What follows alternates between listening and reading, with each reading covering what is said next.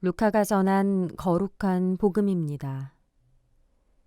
그때 바리사의 몇 사람이 예수님께 다가와 어서 이곳을 떠나십시오. 헤로데가 선생님을 죽이려고 합니다. 하고 말하였다. 그러자 예수님께서 그들에게 이르셨다. 가서 그 여우에게 이렇게 전하여라. 보라, 오늘과 내일은 내가 마귀들을 쫓아내며 병을 고쳐주고 사흘째 되는 날에는 내 일을 마친다. 그러나 오늘도 내일도 그 다음 날도 내 길을 계속가야 한다. 예언자는 예루살렘이 아닌 다른 곳에서 죽을 수 없기 때문이다. 예루살렘아, 예루살렘아, 예언자들을 죽이고 자기에게 파견된 이들에게 돌을 던져 죽이기까지 하는 너. 암탉이 제 병아리들을 날개 밑으로 모으듯 내가 몇 번이나 너의 자녀들을 모으려고 하였던가. 그러나 너희는 마다하였다. 보라, 너희 집은 버려질 것이다. 내가 너희에게 말한다. 너희가 주님의 이름으로 오시는 분은 복되시어라 하고 말할 날이 올 때까지 정녕 나를 보지 못할 것이다. 주님의 말씀입니다. 헤로데가 예수님을 죽이려 합니다. 그런데 그 소식을 전해준 사람들은 다름 아닌 바리사이파였습니다. 이 대목에서 분명히 알 수 있는 것은 바리사이라 하여 모두가 다 예수님의 적대자는 아니었다는 거지요. 그들 중에는 주님의 가르침에 감화되어 새롭게 바라보는 자들도 있었습니다. 그런 그들이 다가와 주님의 위험을 알리지만 주님은 당당히 말씀하십니다. 어떠한 위협에도 당신의 길을 계속 가시겠다고 말이지요. 인간의 욕심이 커다란 주님의 뜻을 결코 꺾을 수는 없는 것입니다.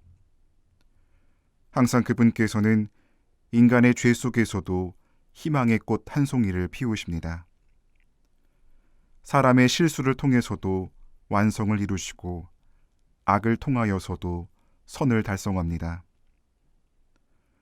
그런데 그처럼 선을 이루시는 이유는 곧 사람을 그 선으로 초대하시기 위해서입니다.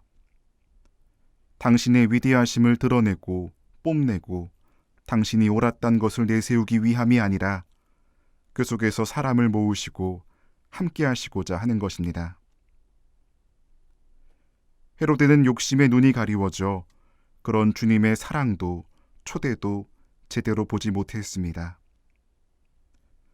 어떤 것을 차지하고자 하는 이 같은 욕심은 간혹 긍정적인 방향에서 작용할 때도 있지만 이처럼 대부분의 경우 자신의 것을 이루는 데에만 집착하게 되어 죄로 이어지는 경우가 많습니다.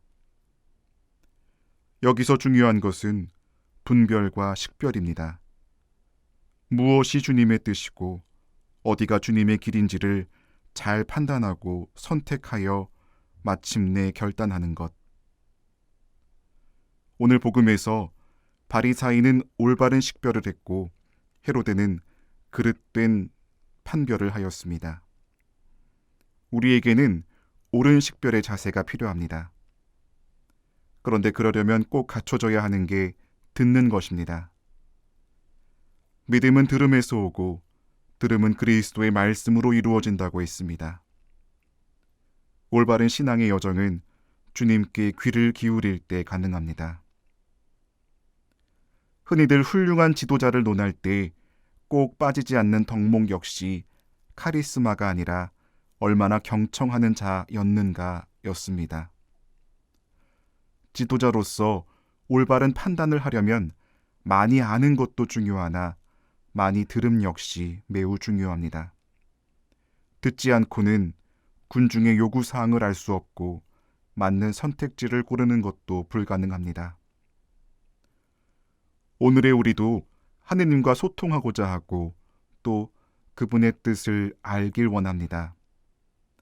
따라서 이제 귀를 기울여 세상의 이치가 아니라 주님의 뜻을 경청할 차례입니다.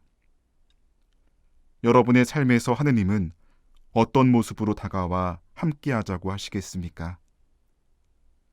그분의 말씀은 침묵 중에만이 아니라 다양한 방식으로 다가옵니다.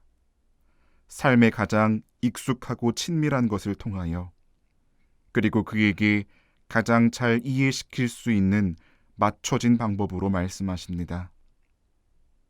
여러분 모두 깨어서 들으시길 바랍니다.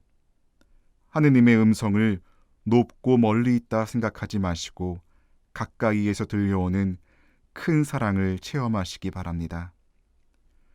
모쪼록 그분의 크신 사랑이 여러분 한 분 한 분을 위로해 주시고 용기 북돋워 주시기를 기도합니다.